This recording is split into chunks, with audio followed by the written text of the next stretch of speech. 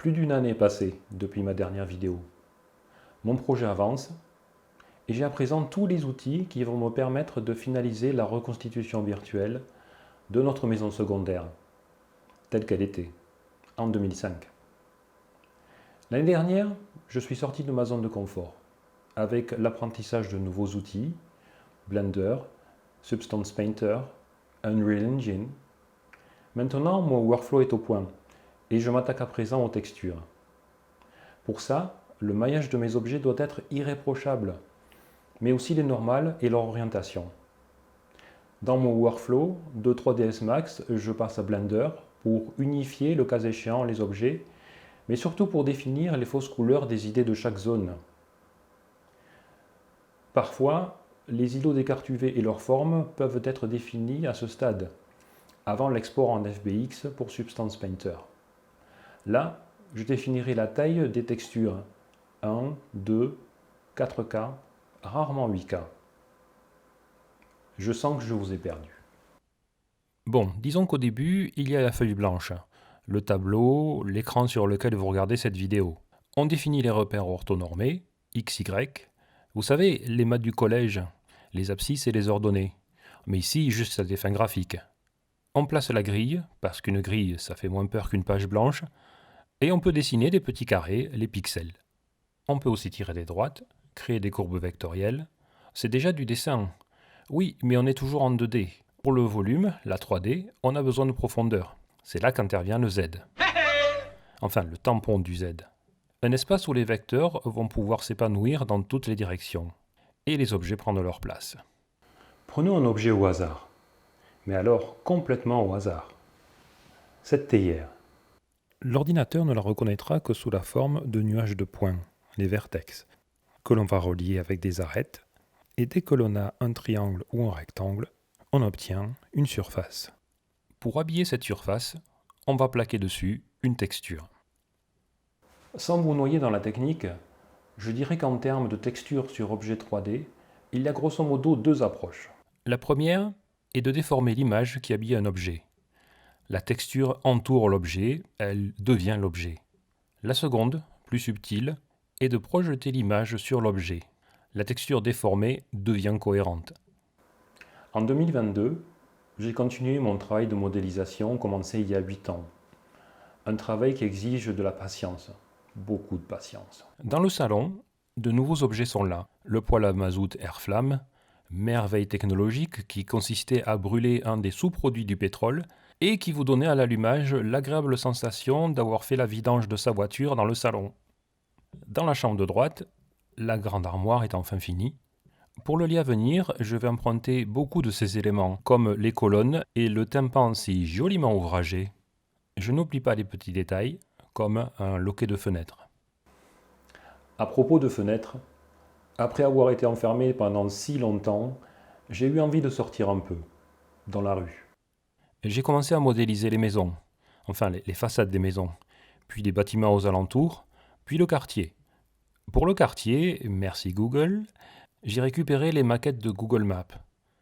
Très sommaires, mais néanmoins essentielles pour ne pas me planter dans les proportions. Je remplace les cubes des maisons par mes maquettes. Le décorum de la rue, les voitures. Les voitures, j'y reviendrai plus tard. Disons juste que l'une d'entre elles, grâce à Google Street View, nous amènera à la plage. En tout cas, on pourra refaire le trajet. En VR, dans une sphère. Pour l'instant, revenons à la maison. Dans le garage, j'ai recréé de mémoire un petit arrosoir de plage. La modélisation du motobécane de mes 7 ans avance bien, avec beaucoup de photos cette fois, de dessins et de patience. Au salon, je passe sur le bahut et la chaise plastique que je vous avais présenté l'année dernière. Voici l'objet le plus abouti de mon projet, le lecteur CD radiocassette. Je vais m'y attarder parce que c'est avec lui, comme base de travail, que j'ai commencé la création des textures. Pendant la modélisation, tous les objets sont en plastique et reçoivent le même éclairage uniforme, visuellement très ennuyeux à la longue. Mais, une fois passée cette étape, l'horizon du rendu final arrive enfin. Et désormais, je ne vais plus parler de rendu, parce que la technique change. Et après avoir utilisé un terme emprunté au secteur du bâtiment, le rendu, Non, pas celui-là, celui-ci.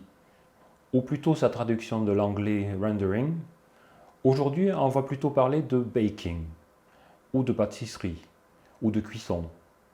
Honnêtement plus appétissant que ça. Car les longues heures de calcul, pour avoir juste une seule image, appartiennent au passé. Aujourd'hui, les cartes graphiques calculent en temps réel les mondes merveilleux du métavers. Mais alors, qu'est-ce que le baking? C'est renseigner la carte graphique sur la nature d'un objet, la lumière qui rebondit dessus, si l'objet est plutôt mat, ou au contraire, renvoie beaucoup de lumière. Ses angles, ses contours, ses zones d'ombre. Plutôt cool, non? Une fois la cuisson finie, on obtient toutes les infos, et surtout la mise à plat des cartes UV avec leurs îlots. Voilà toutes les facettes de mon lecteur CD cassette mis à plat. Ici, les plaques des différentes tirettes et potentiomètres, les grilles des haut-parleurs, l'antenne télescopique, les boutons des lecteurs de cassette, d'autres poignées, boutons et molettes. À voir les modèles 3D mis à plat comme ça, j'ai tout de suite reconnu les objets en papier découpé que je fabriquais quand j'étais enfant. Finalement, je passe ma vie à reproduire les expériences de l'enfance de façon différente. Je dois pas être le seul. Le baking nous amène de l'objet modélisé mais toujours uniforme au rendu final avec ses textures et ses lumières. Ici dans Unreal Engine, entouré d'autres travaux en cours, que certains d'entre vous, j'en suis sûr, reconnaîtront le moulin à café, l'égouttoir à couvert, lui aussi finalisé. Déjà que la 3D, c'est plutôt un truc de mec. Alors modéliser des bagnoles, vous imaginez? Non, disons que quand on débute en 3D, les voitures, c'est un classique. C'est retrouver les joies de l'enfance, je vais pas vous mentir, la nostalgie, c'est ça aussi la 3D.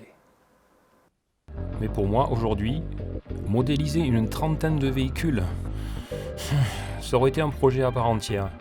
Et puis, les voitures naissent sur ordinateur depuis plus de 50 ans. Donc, les modèles 3D existent. On peut les voir dans les jeux vidéo, le cinéma, la pub. Même si je n'ai pas modélisé de véhicule, un remeshing des modèles s'imposait. Remeshing? Depuis 30 ans que je modélise, ma 3D a beaucoup changé.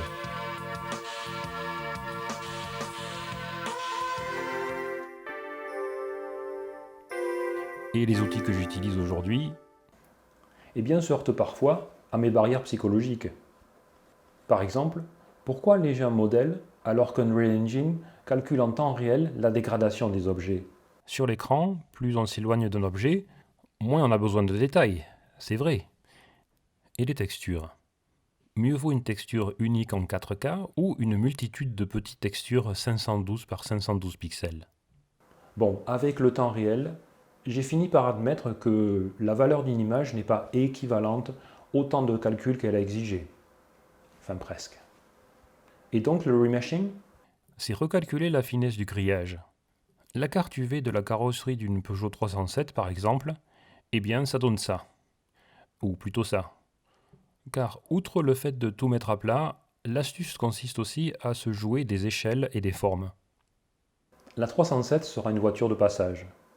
Ce qui m'intéresse, ce sont les détails des côtés, comme les portières. Beaucoup moins le toit, le capot, le coffre, et encore moins l'intérieur. Donc, ça dégage.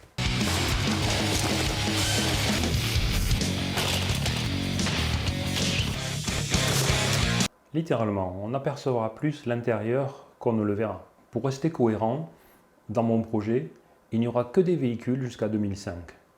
Et, dans un souci d'économie de mémoire, qui malgré tout me paraît logique, à l'aide du remeshing, je vais créer 3 catégories de véhicules. Très détaillé pour la rue de la maison, moins pour les véhicules de passage sur l'avenue, et très moche pour les véhicules lointains. Pour conclure, je dirais qu'en 2023, les textures vont occuper une large place. Et, si tout se passe bien, je vais enfin aborder ce qui est sans doute l'aspect le plus sympa de ce projet. Vieillir, salir, abîmer, bref, amener de l'imperfection dans ce monde virtuel trop propre et lisse. Et la touche finale, les arbres, les arbustes, les haies et même le vent. Et c'est là que mon projet va devenir très gourmand en calcul. Merci d'avoir regardé cette vidéo.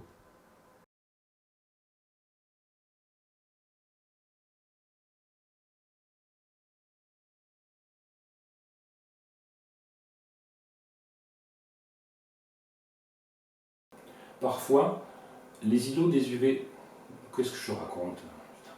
Déjà que modéliser des bagnoles... Non. Littéralement, on a peur.